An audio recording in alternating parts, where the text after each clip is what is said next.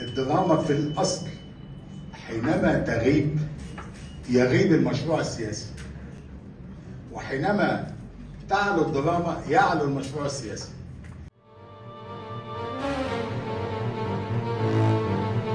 شريف عارف مصر، صفحات يقلبها معكم الكاتب الصحفي شريف عارف.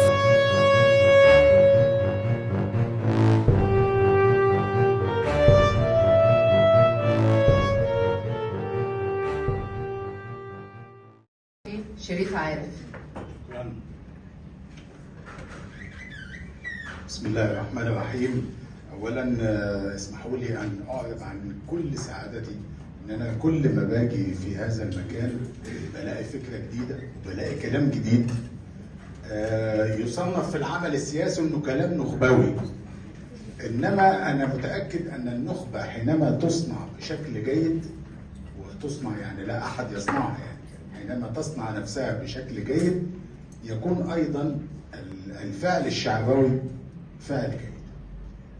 اسمح لي ان انا اشكرك يا باشمهندس يعني على طرح فكره ان يكون هناك مقر للحركه الثقافيه.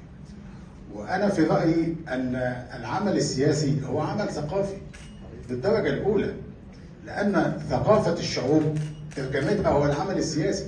يعني العمل السياسي طالع من ثقافه الشعوب، والشعوب لا تتحرك الا بفعل سياسي، وهذا الفعل ناتج عن فكره ثقافيه.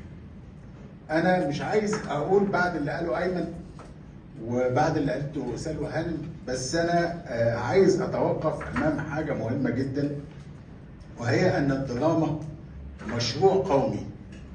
يعني الدراما يا جماعه مش واحد داخل منتج يحط فلوسه ويرجع ياخدهم 6 اضعاف. مش عايز اقول اسم منتج السينما المشهور قوي في الثمانينات، بس يعني عشان ما نبقاش بنسيء لاحد.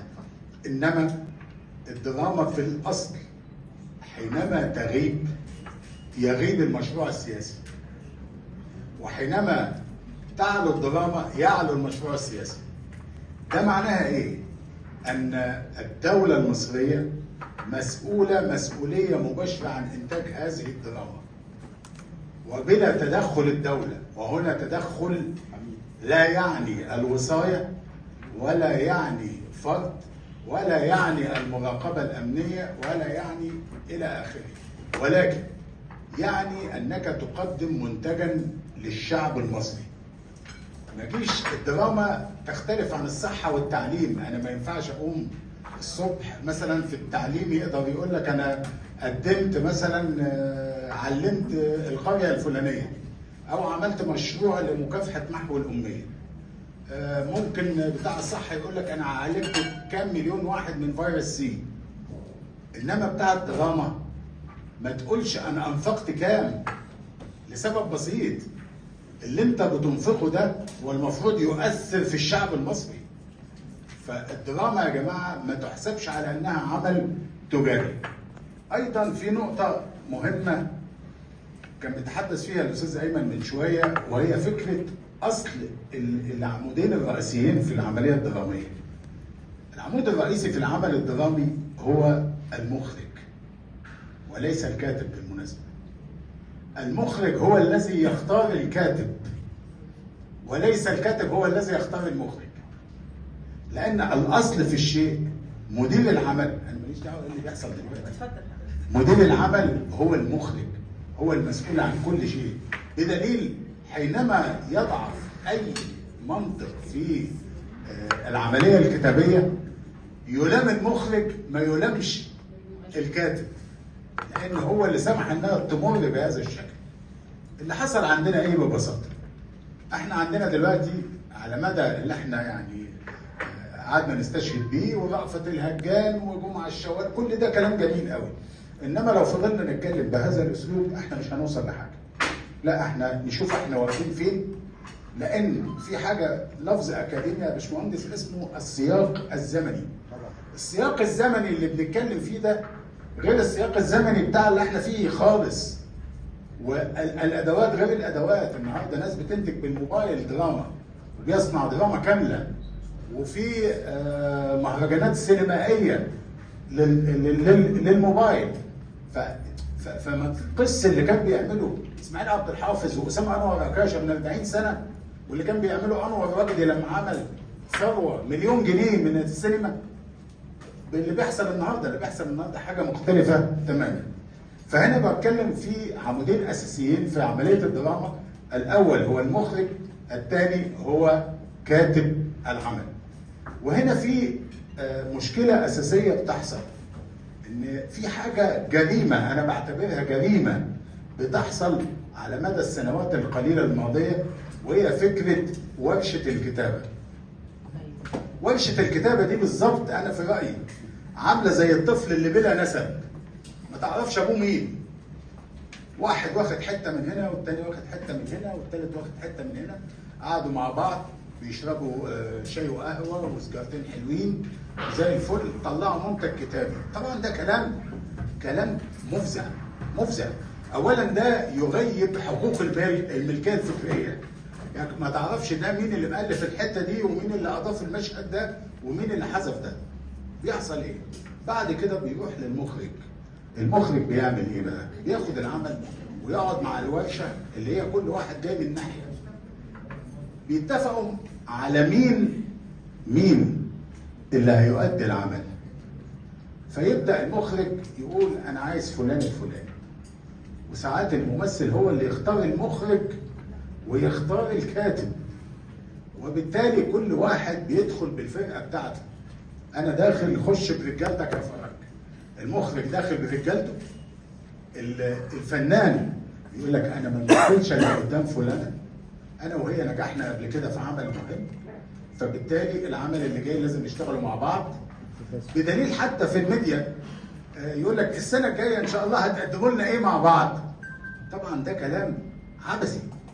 هنا يجب ان تتدخل الدوله، وهنا انا في رايي انها الدوله بشكل او باخر في الاجهزه المملوكه لها بما فيها الشركه المتحده.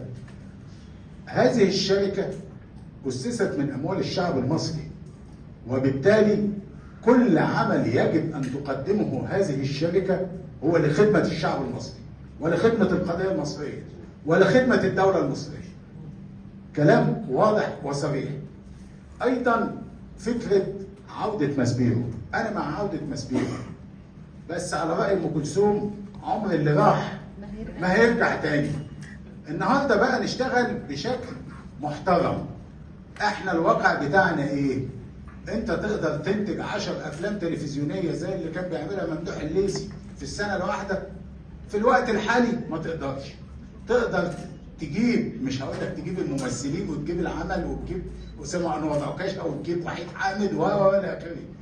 تقدر تجيب حاجات بنفس السياق ده، على الاقل تكون قريبه. ما ينفعش. النهارده المجهود الرئيسي في الانتاج بيروح في اجر الممثل الرئيسي. الممثل الرئيسي بس، يعني فلان مش عايز اقول اسماء بس عشان ما يبقاش. الممثل الرئيسي هياخد كذا، والممثله الرئيسيه هتاخد كذا. يطلع العمل كله يقول له يا باشمهندس طب شيل لنا من الانتاج، طب بدل ما كنا هنصور مش عارف في سوريا نصور فين، طب بدل ما كنا هنطلع تونس لا نعملها على اول شارع الهرم، حاجات من دي. فيبدا العمل ينزل، يبقى هزيل لغايه اما يوصل للشكل ده. السؤال واحنا في حزب الوعي، لو كنا بنتكلم عن فكره، وانا من المؤمنين بالوعي الجمعي، انما ممكن استثني فكره الوعي الموجه، واعتبره بالظبط طالما احنا بقى بنتكلم في عمل سياسي، وانا قلت لحضرتك ان الدراما عمل سياسي، ممكن استثنيه زي ما بستثني كوتة المرأة، زي ما بستثني كوتة الأقباط. استثني عمل موجه، ولكن يجب ان يكون موجه يحمل قيم الشعب المصري. تمييز ايجابي طبعا. تمييز على فكره، وده دور الدوله، يعني دور الدوله في الحته دي دور اساسي. الناس مش واخده بالها طبعا، عشان للاسف يعني هو صراع منتجين وصراع جهات انتاج وصراع ممثلين، يعني في موضوع كبير جدا. ولكن الدوله يجب ان تكون حاسمه في هذه القضيه. احب اختم دايما بكلمه او ببيت شعر بالعاميه المصريه كان بيقوله الاستاذ حسين السيد في اوبريت الارض الطيبه. وقت ما كان لسه العالم بيعيش تايه في الغابه، مصر كانت دوله وليها رايه فوق اعلى سحابه. شكرا جزيلا.